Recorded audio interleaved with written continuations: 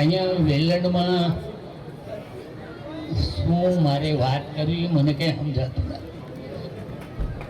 કેમ કે આપણો સમાજ અને મેં જોયેલા છે.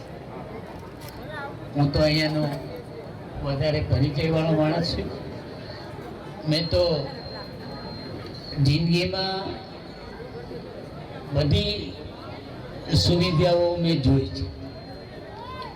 આપણો દુઃખી આત્મા સમાજનો મેં જોયેલો. આ તો ઠીક છે, ભગવાનની મહેરબાની કે આપણે બધા હમણાં શાંતિમય જીવી રહ્યા છીએ. પણ મેં પહેલાં અહીંયાની મેં દશા જોયેલી કે કેવી રીતે આપણો સમાજ રખી અને રખડતો. આજે દિવસો પૂરા થયા. હવે વળતી તમે જીવિતો હકો વિશે તો મારે કાંઈ નથી. મારે અહીંયા બહેનો દીકરીઓ બધી બેઠી છે. બહેનો દીકરીઓને એક જ કહું કે તમે કોઈ ચિંતા નહીં કરતા.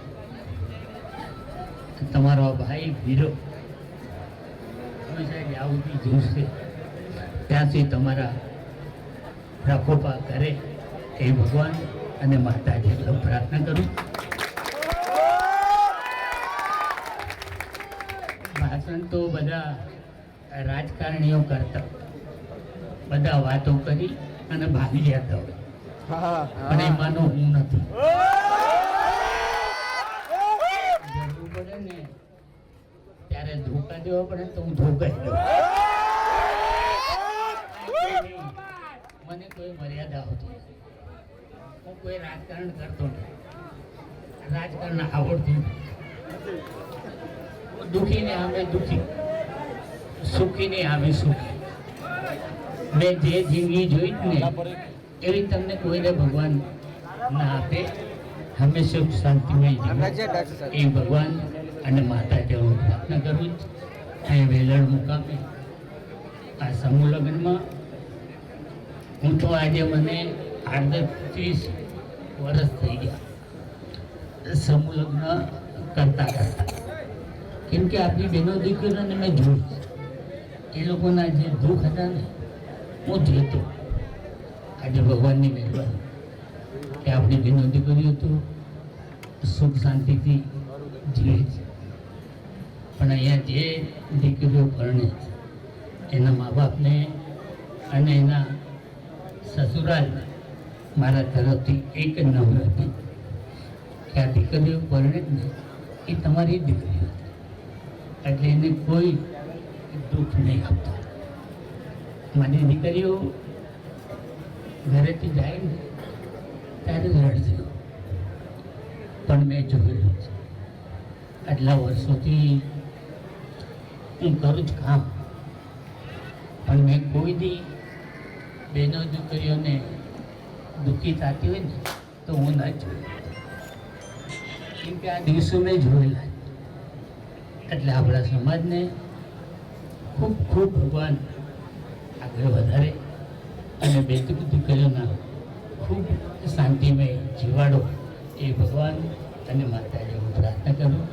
બાકી તમને કોઈને કાંઈ બી તકલીફ પડે તો પરસોત્તમ સોલંકી જ્યાં સુધી જીવશે ને ત્યાં સુધી તમારા બધાને કોઈ ભાષણ કરવાથી કાંઈ મતલબ નથી, કંઈ કહીને કોઈ મતલબ નથી. અને જ્યારે જરૂર પડે ને ત્યારે ધોકા બી પડવા પડે ને તો પરસોત્તમ સોલંકી પડે. તમે કોઈ ચિંતા નહીં કરતા. આવી જાઓ મારા બમી. ભાવનગર રહું છું, ગાંધીનગર રહું છું, ઉના રહું છું. તમારે શું છે આવો, અને તમારા અખતરા કરવા હોય ને તો પરસોત્તમ સોલંકીને યાદ કરજો. ભાષણો કરતા હોય પણ હું એ માનું નથી, મને નતા આવડતું. કેમ કે રાજકારણ તો બધા કરતા હોય. રાજકારણ કરે મારે અહીંયા તમારે ક્યાં મત લેવા આવવાના? મારે હું પણ મારો સમાજ, મારો દુઃખી આત્મા થાય ને તો હું સમાજને જોતો. અને હંમેશા ભગવાનને કહું કે મારા સમાજને સુખી રાખે, એને દુઃખી નહીં આપતો. બસ એવી જ ભગવાન આગળ પ્રાર્થના.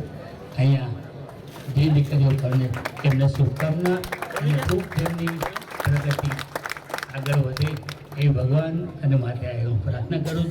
અહીંયા જે મને બોલાવી અને મને જે માન આપવામાં આવ્યું તેમને બધાને મારા ખૂબ ખૂબ અભિનંદન.